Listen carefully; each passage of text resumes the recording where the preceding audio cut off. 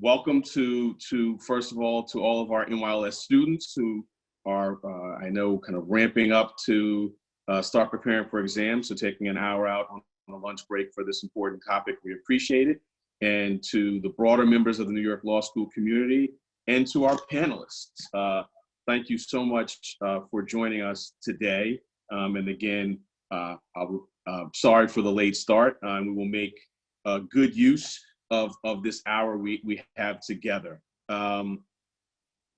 The Racial Justice Project, and I will introduce myself. I'm Alvin Bragg, co-director of the Racial Justice Project, and we host ongoing roundtable series addressing issues of kind of litigation and policy importance, and really no more significant issue now. We've obviously been on break. We had Dr. Homer Vinters was our last speaker, which is quite telling. He was then just talking about prison conditions generally. This is before COVID-19, now when we're all together. And so we pick up again, and his topic is actually even more urgent today. So I just want to kind of set the scene a little bit with really just a couple of statistics that jumped out to me. And then what we'll do is I will introduce each panelist in turn. We'll have 5 to 7 minutes of remarks from each. Then we'll turn to Q&A. I have a couple of questions, and we're set up, hopefully, I think, still to take questions from the audience. So we'll do that. But just to set the table with statistics that really jumped out to me, and obviously the data is not complete, but from what we know, 33% of hospital admissions are African Americans due to COVID-19, 34% of deaths, and these are nationwide statistics. And according to the last census, 13% of the US population is African American. So really, really stark, and obviously applies to other groups as well. But just throw that out to sort of set the table. We've all been talking about this issue, but it's a very, very stark statistic. And so my hope today is with really this great panel of deep and broad expertise is to explore the structural inequities that led us to that, but equally as important to talk, they're each doing work to remedy these disparities, and so to talk about how we got here, but equally as important, how we go forward, particularly with an emphasis on sort of disparate impact analysis. So I'm going to stop talking, and I'm going to start first by introducing Elisabeth Benjamin, and I'm going to apologize to all the panelists in advance, because if I gave them the introductions they deserve, that would take up the entire hour, and I say that in all seriousness. So Elisabeth Benjamin's really been at the forefront of fighting for access to healthcare for low-income peoples and access to affordable healthcare for all New Yorkers. Been a leader in that for years now. She leads the healthcare work, the great healthcare work at the Community Service Society. And I was just thinking, I won't go back too much into folks' past, but I think it's great. She's an alum of the New York Civil Liberties Union and the Legal Aid Society. So we're all kind of family here. With that, I'll turn it over to Elisabeth Benjamin. Thank you so much, all of you, to joining us.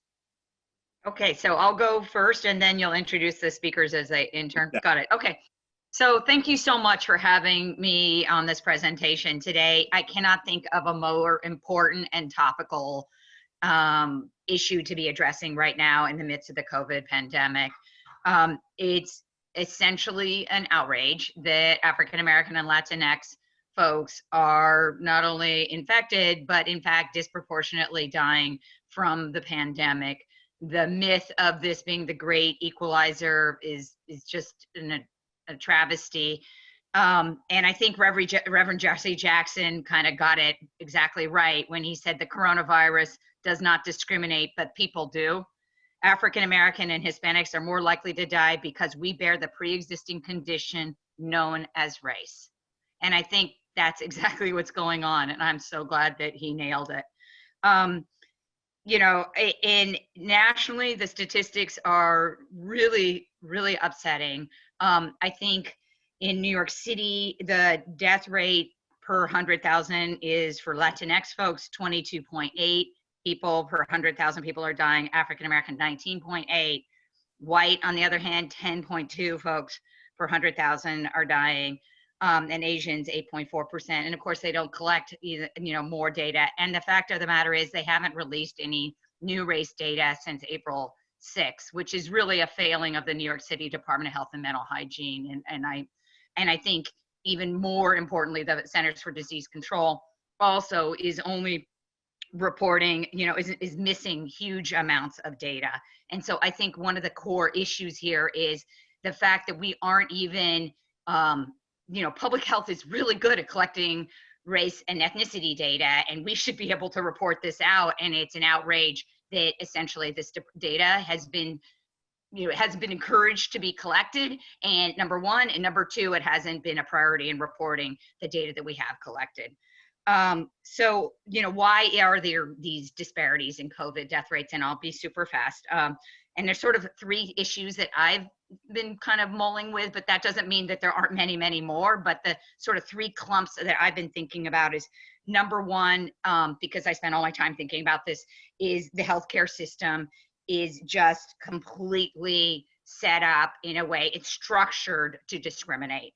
And so there's structural inequities in our healthcare system. Our healthcare providers in communities of color have been, consistently under-resourced and closed over the past 20 years. We used to have 74,000 beds in New York State. Now we're down to 53,000. And guess where all those missing hospitals and beds are? They are not in the Upper East Side bedpan alley.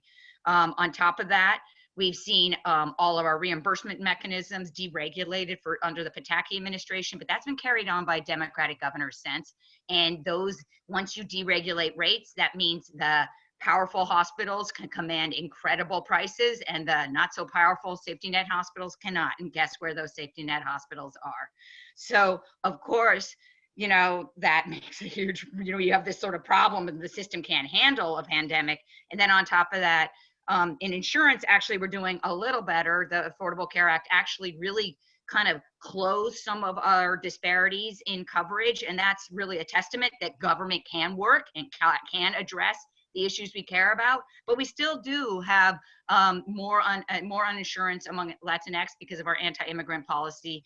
And then, of course, African Americans, too. And then finally, there's still racism in our healthcare system. And we haven't really thought about, I think we have thought, but we haven't addressed the persistence of racism and, in the healthcare system. And I think we need to do some deeper thinking about that. Number two, in my buckets, essential workers are the folks, who are our essential workers? They're people of color.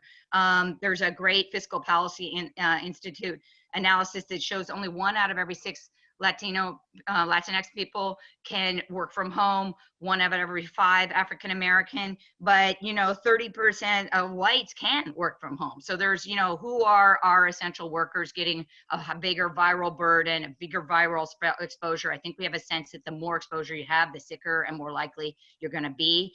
And of course, we have all of our essential workers are grocery workers, delivery folks, healthcare people, and other workers just are getting a bigger, onslaught of the virus. And then finally, there's no biological reason why people of color are getting sicker and dying. We talk about these pre-existing conditions of, diabetes, cancer, asthma that, are disproportionately experienced by people of color, but there's a reason for that. That's because they're living in, there's this thing called social determinants of health. And all those diseases are diseases of poverty and social determinants. And if we addressed housing, if we addressed food security, if we really cared and deeply addressed poverty, I think we would see a very different situation than we are right now. And I'm going to stop there because I'm sure I've taken my 5 to 7 minutes. But I'm happy to come back to any of those issues. But that's, this is the impact of this epidemic is by design. It is not an accident, and we have to be better. Great, thank you so much. Definitely a ton to return to there, and we will definitely do that. So thank you so much. Let me turn to Belkys Garcia now, who is in the Law Reform Unit of Legal Aid Society, doing impact litigation across a number of governmental benefits, helping low-income New Yorkers access those benefits, but in particular, doing also work relevant to today to healthcare benefits and access to healthcare. So again, the introductions may get shorter as we go along because the content is so rich with this panel. I wanna talk less and let y'all talk more. So turn it over to you. Thank you. Great, yeah, thank you so much for that. And thank you for inviting me. This is such an important topic and I'm excited to be talking about it with this amazing group of people. So I'm Belkys Garcia, I'm at the Legal Aid Society. I'm gonna echo a lot of the things that Elisabeth said. I'm gonna try to build on that a little bit. So Legal Aid, for some context, is the oldest and largest legal services organization in the country. We have three large practice areas: a criminal defense practice, which is the biggest practice, a juvenile rights, and a civil practice where I work in law reform, and I focus on access to healthcare. And in all of those practice areas, we see how the legacy of structural racism and current policies are impacting people of color, and particularly Black and Brown communities in New York City. Black and Brown folks are just disproportionately represented in our client community because they are disproportionately experiencing poverty, which means that they get less, right? Like in terms of employment protections, healthcare, housing, all of the stuff that we're going to talk about today, I hope. Black and Brown communities also experience devastating results of environmental racism and medical racism, which is at play here. And, you know, we all know Black and Latinx communities in particular are over-policed and disproportionately incarcerated in prisons and jails, which are spaces that are amplifiers for infectious diseases like COVID-19. And yeah, again, to kind of echo what Elisabeth was saying, is that even while rates in New York of like the premature death rate in New York has fallen, but it's still twice the rate as in low-income neighborhoods, which has a higher proportion of Black and Latinx residents than it is in the wealthier neighborhoods, right? And so all of these injustices, they predate the coronavirus, right? Like these are not new issues. What the virus has really done, and what this crisis has done, is laid bare some of these inequities and exposed the groundwork and the infrastructure that was already in place for people of color to be disproportionately harmed. So I just want to talk a little bit about some of the work that Legal Aid is doing, but things that I'm going to try to focus on things I've been involved with there. So on the worker side, we, you know, as has been said, people of color are overrepresented in low-wage jobs, and that's also true in the healthcare sector, right? So these are healthcare essential workers, and they're also in places where they are more likely to be exposed to the virus. We do a lot of work in both our employment law unit and in our health practice around home care. Home care workers are overwhelmingly immigrant women of color. And what those clients are reporting to us is that they do not have enough PPE, the protective equipment, and they just have not been prioritized in PPE and in testing. I gather it's improving somewhat, but this is still a problem that they are experiencing.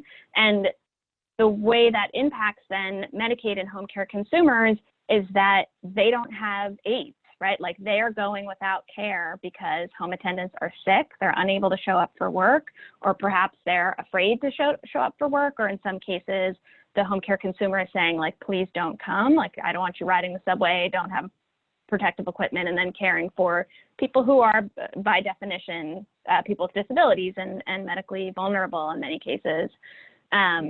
That is a problem that has been emerging as a huge crisis, really, for our clients. And we see similar issues in the nursing home and congregate care setting, you know, in terms of like the jobs in these settings these are low-wage jobs. And I mean, just the overwhelming number of deaths coming out of these facilities it's just heartbreaking. The Kaiser Foundation has tried to keep track of some numbers, and they reported this week nationally 10,000 residents and staff have died. Like that number just makes my heart break. And you know, I don't know how accurate these numbers are, but that's shocking. And in New York, the NPR had reported that the single distinguishing feature of nursing homes in New York that are reporting the highest number of deaths, that the the feature for those facilities is the percentage of people of color that live there, right? And that's for the reasons that we're talking about, right? Like these things that had already existed, like the pre-existing health disparities that cause people of color to experience higher rates of asthma, diabetes, heart disease, and then a lifetime of disparities that exacerbate those conditions.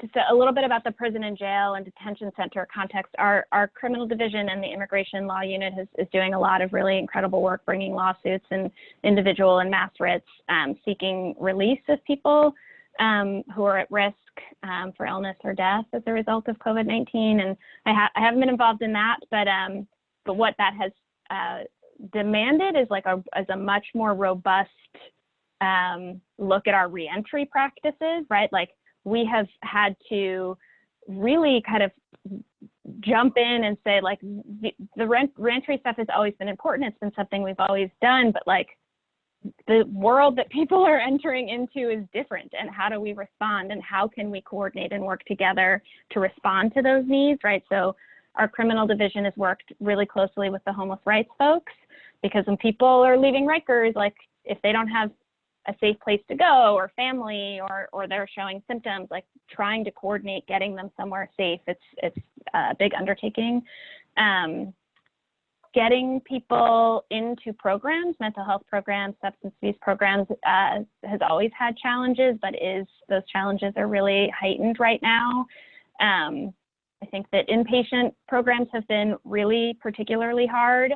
But with outpatient programs too, most of these programs have really moved exclusively to telehealth, which is a really important thing that needed to happen. But for our folks leaving Rikers, like they don't have computers and they don't have phones, right? So it also, or many of them don't. So this has also been like a new barrier that we need to figure out how to address.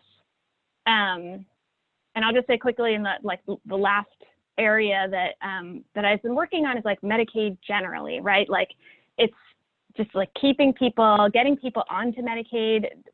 This is one of the things we don't have data on, but the state and city has been reporting that there's just like an explosion of the number of applicants for public benefits. So there have been a lot of loosening of certain rules, but like helping people get those, but like the logistics of getting people to get benefits and keeping cases open and the continuity of care. We've worked really closely with the city and to some extent the state to try to facilitate that. I think we're seeing like the first wave of a tidal wave of need that is coming for us. And the Medicaid program really, it's a critical tool that the state has to protect public health.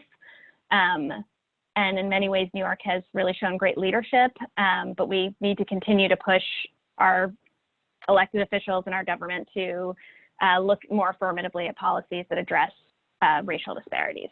So I'll stop there. Well, thank you. Thanks so much. I think it's a great segue to Katie. You talked about nursing homes and also a bit about folks who are in custody. And Katie's a party. Katie Rosenfeld, a partner at Emery, Celli, very broad civil rights practice and deep expertise across a range of issues from police misconduct to sexual harassment.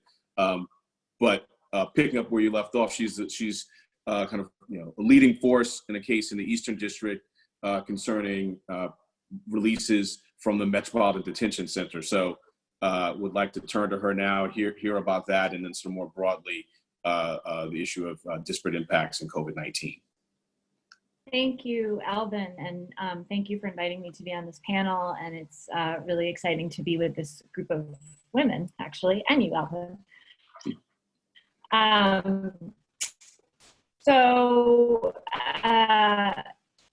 There's a lot to say about criminal justice and the racially disparate impact on people involved in that system, but I think I'm just going to focus my remarks today on the case that I'm working on, just to keep things a little bit specific for me. So on March 27th, we filed a lawsuit in the Eastern District of New York on behalf of 537 people who are in federal jail in Brooklyn, who the facility had identified as medically vulnerable to COVID because of pre-existing conditions. So this ties in with everything that Elisabeth and Belkys have already talked about, right? These are people who were incarcerated, who had the kinds of conditions that stem from a lifetime of poverty and disparate impact to healthcare, often asthma, diabetes, high blood pressure. 540 people in the jail, and then they did nothing with it. They sat on it, they looked at it. We filed a lawsuit seeking release for these people, arguing that continuing to confine them in the jail, given the lack of social distancing, the lack of sanitation, the lack of PPE, the lack of adequate health care, violated the Fifth and the Eighth Amendments of the Constitution. And we have been litigating that case furiously ever since. We're going to have a preliminary injunction hearing next week. And, you know, no surprise to anyone on this panel or listening, because of the historic, long entrenched racism that leads to this disproportionate representation of people of color in the criminal justice system. You know, many of our clients in the MDC, in this case, and all of our petitioners are themselves people of color. I think as we're talking today about, you know, the first person to die in federal custody of COVID was back, I think on March 28th, a gentleman named Patrick Jones, who was a 49-year-old African-American man, the first federal prisoner to die of COVID. Yesterday, a Native American woman named, I have to get her name, Andrea Circle Bear, died at age 30 years old after giving birth a month ago on a ventilator. She was in federal custody on a drug-related crime, died yesterday in South Dakota a month after giving birth of COVID. So I guess those are the bookends of the death of two people of color in our federal prison system because of both pre-existing health conditions and the terrible health care that is provided in prisons to begin with. I went to MDC Brooklyn last week and I did an inspection of the facility, walked around with our expert, Dr. Homer Venters. You know, as you walk around, I think we talked to lots of people. We heard basically that the facility people feel abandoned. They feel like they're gonna die. The facility has been locked down completely 24/7, so nobody can leave their cells since at least April 1st. So basically 1,700 people are in solitary confinement in the Brooklyn jail. They have very little access to healthcare. They ring emergency bells and nobody comes. There are 30 staff people in the facility that the BOP admits have COVID, and they have tested only a handful of people, maybe 7 or 8 people, and therefore they report that they have very many cases because of course they're not testing anybody. Many of the staff who work at MDC are also, a large percentage of the BOP staff are African American and Latinx people. And so those employees are also being asked to work without adequate masks, gloves, going into the facility, taking care of the people who are in there, and then leaving and going back to their families and their neighborhoods, also not receiving adequate protection from the Bureau of Prisons. So this is a disparate impact on both people in prison who are disproportionately in that jail, Black and Latinx, and also on the staff that work there. I think none of, you know, this is all sort of compounding who gets to be in prison. It's been very frustrating to watch the Bureau of Prisons make public statements that they're accelerating the release of prisoners, because we are seeing the opposite. We are seeing the government fight tooth and nail on every single person that we would like to get out. These are people who are old. We have one petitioner who's a 55-year-old monolingual Spanish-speaking person, Ms. Lopez, who's in on a 15-month marijuana sentence and who has very serious health conditions. And the government, you know, they're just fighting release for people who should not be in. And the clear solution to this health crisis, and to make sure that more people like Patrick Jones, and to dramatically reduce the number of people who are in prison right now, which has always been the goal of prison reformers, but is even more urgent right now. And it's shocking and tragic and really an outrage that the Bureau of prisons is holding people tight in this terrible way, rather than acknowledging that the humane and safe and constitutional thing would be to release most of these people who are so at risk.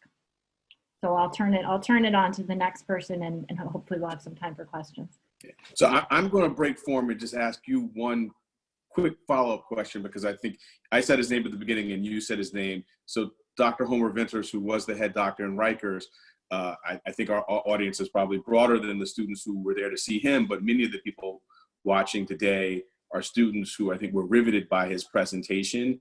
And I just wonder if you could talk for sort of a moment, just so they could connect what they heard from him. And so he talked mostly about his day-to-day work in Rikers, but the role he's playing in your litigation. I just think that might be informative for students to hear just a little bit on that before we move Sure, on. Absolutely. So Dr. Venters ran correctional health at Rikers Island. So Kate, I think you're at least on my end, you're breaking up. Panelists can nod. And when we started working on this case, we realized that we needed somebody who's an expert in how. All right. So Katie is breaking up for me, which is my fault for breaking and asking a question early. So I'm gonna move on to ReNika, and we're all used to operating in the Zoom world.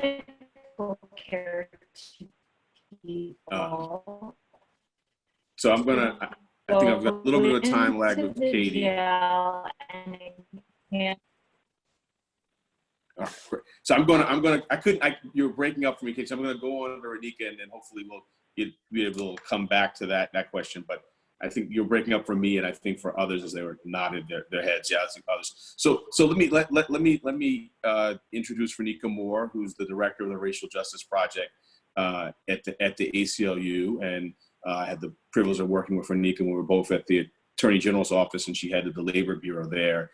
So ask her to talk about her work. I know she just wrote a piece on this issue with specific action items. So happy to welcome her here and to hear her ideas on this issue. Thanks, ReNika. And thank you, Katie. Thanks, Alvin. So appreciate joining this panel.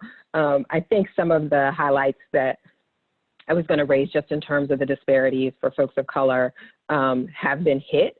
And so I will talk a little more about some of the ways to address what we're seeing. And folks have talked a lot about this, has been written about a lot in the media in terms of the ways that COVID-19 is really laying bare the disparities that we had coming into this, in some cases, years, decades, centuries old, in terms of the disparities. And so, I think of these, COVID-19 is really sending up flares of where the inequality is worst, and we need to respond to those flares as if they are emergencies, and use these as opportunities to address them. I think in terms of, so I'll talk about a couple of key features. One of the panelists, I think Belkys, talked about re-entry barriers. And so the ACLU has been doing a fair amount of work trying to get folks out of prisons and jails. And so there's a lot of litigation. And tied to that, we also are thinking about what happens when folks return home, realizing that in order for that to happen safely, there has to be, in the short term, there's got to be places for folks to be able to quarantine safely. We know that of the folks who are in jails and prisons, they are disproportionately coming from certain neighborhoods. And so they will be returning to those neighborhoods. And so we want to be sure that those neighborhoods are already under stress, whether it be environmental. They are the sites where the asthma rates are the highest. They are the sites where heart disease, other environmental pollutions and factors are driving up the underlying health conditions that drive infections. And we know that we've got residential segregation. And so we know, for instance, that Black Americans are far less likely to own their own homes than white Americans. Less than half of Black folks own their own homes, where as compared to whites who generally own, about 3 out of 4 white households own their own homes. So what we're seeing in terms of relief for mortgages We've been calling for that release, that to be paired with rent moratoriums as well, because the reality is this will exacerbate the disparities that we're seeing if the relief and the supports that are provided don't acknowledge the racial disparities. So we see that in housing in terms of the re-entry barriers being lifted so that folks can eat, folks can work, and so that they can find housing.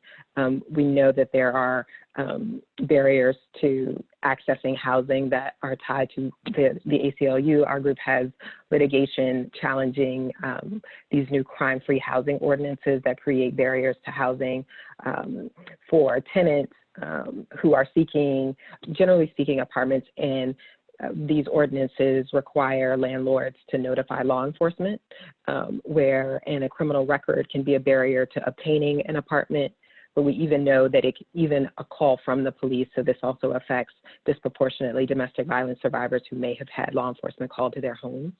And so police activity at the residence can be a basis for canceling a lease, for evicting a tenant. And so what we see is that the disproportionate contact with the criminal justice system has this trail and then continues to affect people's ability to be able to be full citizens of their communities. We also know, for instance, that the federal aid, Congress has pumped literally billions of dollars into our economy to support folks, but they're gaping holes that really do affect people of color and workers of color.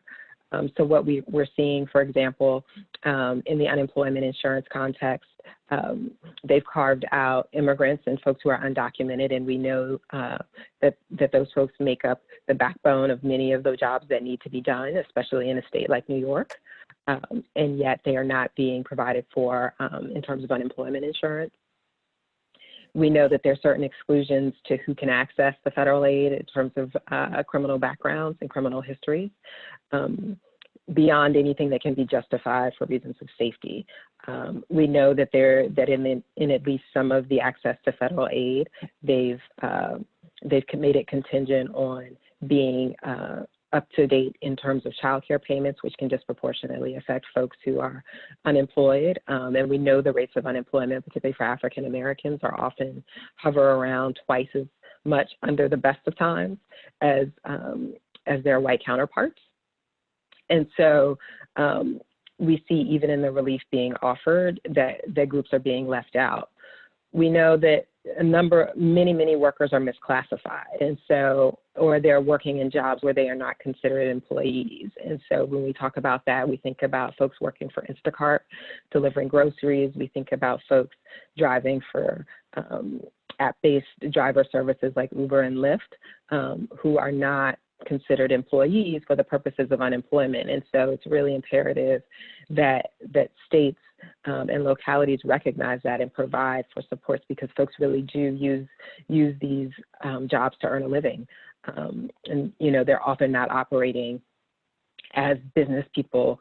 And we know that even to the extent that they are operating as small business folks, they are not able to access the supports that were provided through the SBA and the recent loans, and that women, particularly minority Black folks, Latinx business owners, were not able to access those funds at the same rates. And so what we're seeing is that even the supports are leaving out the folks who have been hit the hardest. So we've also been thinking about, you know, we've talked about workers, and I think there are workers that are often overlooked, and certainly from a statutory and legal standpoint. And this goes to those who are performing work in prisons and in jails. And we know that we've also got folks in ICE detention facilities who are performing work, but they're not considered employees. They don't have the same protections. And so what we, you know, these are again, and those come from longstanding historical disparities and decisions that this country made when it, you know, going back to the 13th Amendment and the abolition of slavery. You know, the Constitution and the 13th Amendment created a huge loophole that said that slavery and servitude were permissible if someone was being penalized and incarcerated. And so what you have is a gaping hole in terms of the protections that we provide for workers, and that continues to be true in this moment. And so we've got, we've got essentially these various disparities being piled on and intersecting to create a net that is really keeping folks down. And I think the last piece that I'll highlight is voting. Voting is critically important. We're in an election year for the president of the United States. And, what we saw in Wisconsin, a state where in Milwaukee alone, the rates of contracting the illness and deaths from COVID-19, Black folks were dying at nearly twice the rates of their white neighbors. And there was a primary held there. The U.S. Supreme Court said that primary should go forward. And folks, they simply did not have the capacity to allow all of the residents to vote as they should have been. So we've got litigation going on in Georgia to provide for mail-in ballots and to allow folks to vote safely. As these primaries move forward, and certainly as the general election moves forward, there's really there's a lot of work that needs to be done and that can be done so that folks can vote safely, and that there aren't unnecessary barriers in place that will really affect certain communities, the communities that have already been most affected. And we think about that, and that can also affect in terms of the processes that are in place for mail-in ballots. Can also affect rural voters who we see, we have indigenous communities that we work with who are likely to be in rural settings, many African Americans in the South also in rural settings. And so being able to mail in, there are certain barriers, for example, requiring a physical mailing address as opposed to a P.O. box, which many rural households don't have. And so really thinking through some of the holdover barriers that are in place to access the ballot box, and eliminating those and making those safer as we look into the future and see the months ahead, knowing that COVID-19 will be with us for some time. And so we need to be making plans that ensure that the groups that have been most affected are really thought through, and that we're really making plans to accommodate them and to think about them, whether it's for testing or voting or jobs. And I'll stop there, but happy to answer more questions about anything I've talked about. Thanks to all of you, and I'm going to ask a couple of questions, and then at my own peril, I'm going to check the I don't want to throw off our tech equilibrium, but we do have a Q&A box which I'll navigate to. But I want to ask a couple of questions first, and this may strike some as starting in sort of a non-substantive place. But I think it's sort of the heart of the matter. It's come up a couple of times, data and the role of data. Belkys talked about Medicaid data. Elisabeth talked about data in her work. And I'm just wondering, particularly for folks who are not seasoned litigators and policy advocates like yourselves, thinking about our students who are they see the data, the sobering statistics, generally probably as part of tweets and part of media.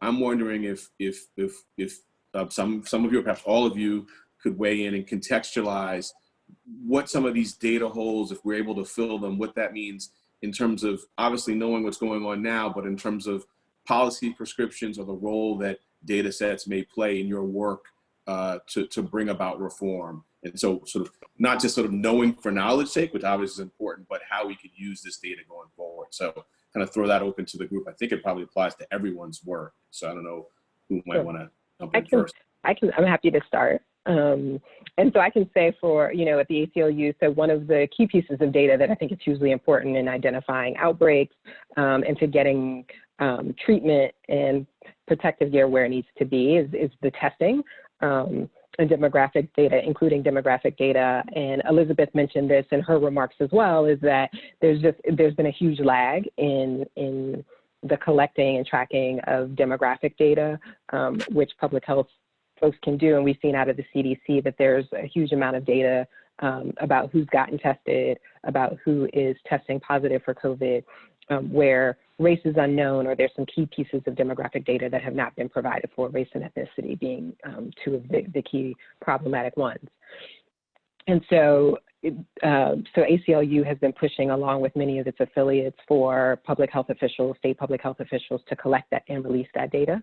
And then we've also been using in our, with our analytics team, they put together a report that was released last week, models of what happens if we don't release people from prison and jails at the rates that they need to be, because of the extreme overcrowding we've got nationwide. And in consultation with public health experts, that we could have 100,000 more people dying than need to be, or many more, because we incarcerate so many people in this country, and because the conditions of incarceration are so bad. We've mentioned Homer a few times, and Homer really puts that forward in a quite compelling way. But that information we've also been able to use and talk through in some of the litigation that we've got going on around the country with ACLU affiliates in different states. But being able to show the imminent harm and danger to folks in custody is one of the ways the data can be used, and I'll let other folks talk as well. Elisabeth, I saw actually, as I'm now, you see I put my glasses on because I need them to read the questions and answers, and I saw that there was also one on data that I think you also said you wanted to answer live, and maybe that folds into this question. I think I made a mistake on that. I think I was trying to answer it and I hit the live instead of just answer it. Can you repeat the question? Well, it's sort of, it is relates to the question I just asked, because it just talks about data collection in terms of who is collecting the data, when did some of this data start being collected and by which organization? Right. Just pretty broad. So it took, as I understand it, it took 6 full weeks before either the CDC or New York City to start releasing the data by race and ethnicity. I think it's really important to note that the CDC's website, which I checked yesterday, indicates that race data is missing in 58% of the cases that they're reporting, which is a shocking number. Like, why is that allowed? It just shouldn't be. It's so enraging. But locally, I think the thing that has me even more exercised is here we are in New York City, where we have a mayor and a health department that's very committed to health equity. And why is it that we haven't had a release of race and ethnicity data on the COVID deaths and morbidity since April 6th? I mean, we should be having that come out every single week. And why, and that just, I find that, like, I think we as people who are locally living here should be putting the pressure on the city to say, you need to be reporting that data and you need to be reporting it on a weekly, if not daily basis. So that's what I think. I think I can jump in terms of, like, maybe in response to what you're to what students can think about, is that when you're doing like individual direct services advocacy and legal services organization, you're dealing with people, right? And you often have to escalate problems up to whoever, somebody higher up at some agency, some government agency, and often you're sounding alarm bells and saying, like, this seems like this is a problem. I now have 2 of these cases, right? But you're one person and you've got a caseload of whatever, 10, 100, 200, whatever it is, right? And we are, and the government will often say, the state and city agencies will say, well, we fixed your client's case, it's fine, it wasn't a problem. Data is so often the thing that we're using to show what we know to be true, right? Like, it allows us to kind of scale up and say, no, look, this is a systemic problem. It isn't just that one person I talked to. And I think sometimes the push for data is to legitimize the things that we are yelling about all the time, both in, like, individual people's lives, and then, trying to demonstrate the way that is working systemically. Great, thanks. So Katie, the question log is actually rich with questions, and so we're not going to get through all of them, but there was a question for the name of your case, the status. I think you said it's on for a PI, so I wanted to sort of throw it to you for that. Sure. It's called Chun, CHUNN, the Edge, and it's 20 Civ 1590 in the Eastern District. I just wanted to add on the data question, though. I think from the litigation perspective, the data is also always incredibly important, because one thing litigation gets you is access to data and access to information. And one of the disputes and the things that are in contention in all of the litigation that's going around the country about how people who are incarcerated are being impacted by COVID is the underreporting of accurate information. And the process of litigation can be used to try and wrest that information from these prisons and jails. So for example, in our case, we were able to force them to disclose that when they were claiming that there was only one positive person in the jail in Brooklyn, it was because they had only tested 3 people.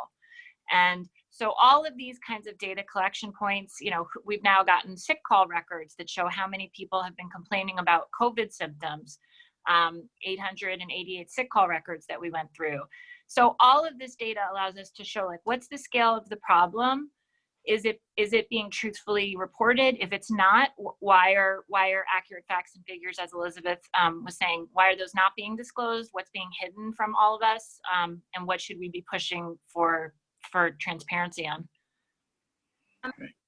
Just to chime in there, I mean, the reason why we care so much about the data, at least, you know, from the healthcare context, is that then you can get resources to the communities that require the resources. I mean, right now we have, I think there was an amazing article in the New York Times this weekend that showed that, you know, a hospital, SUNY Downstate in Brooklyn, had duct tape, and Mount Sinai on the Upper East Side of Manhattan had private jets flying in PPE for them. And that's not to say don't honor the healthcare workers at Mount Sinai.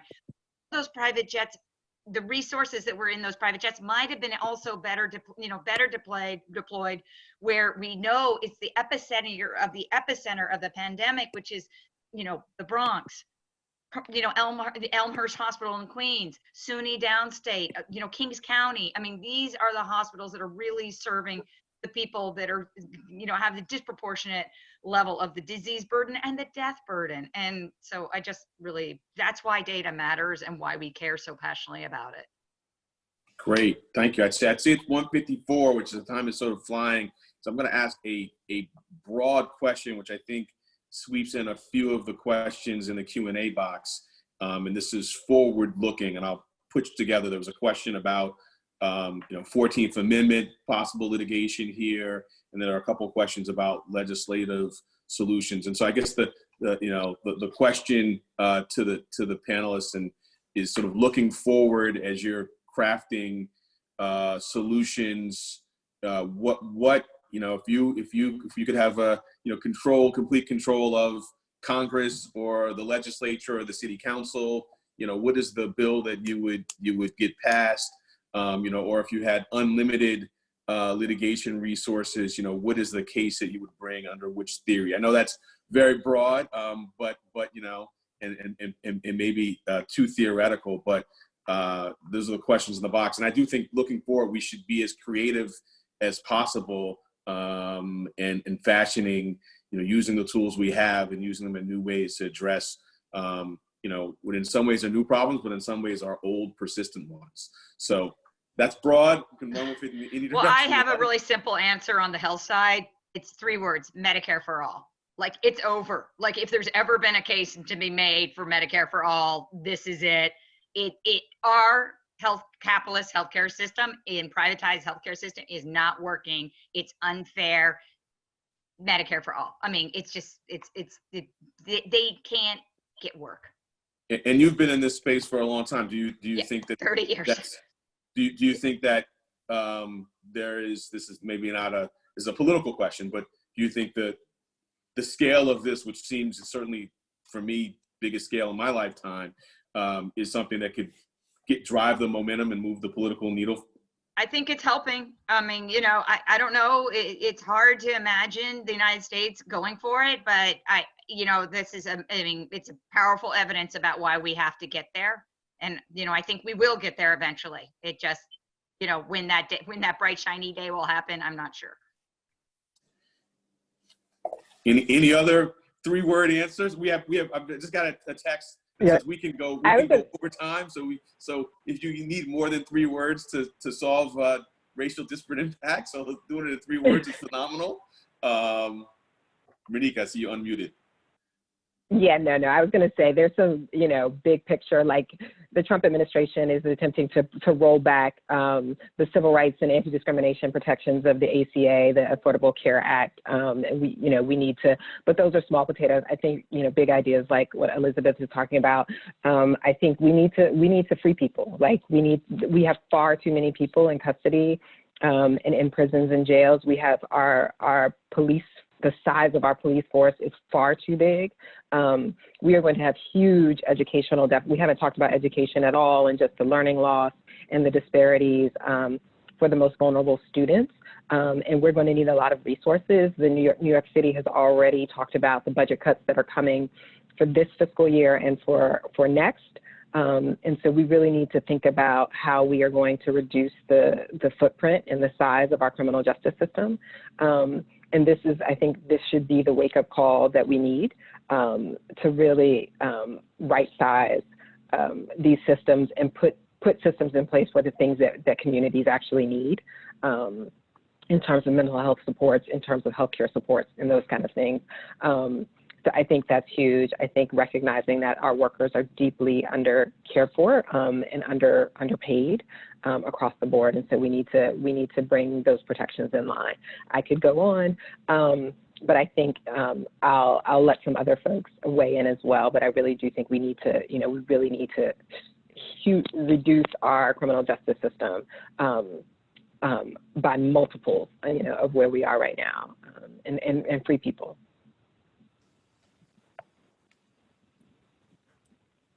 Any final words, Katie or Belkys, in terms of either litigation solutions or policy prescriptions?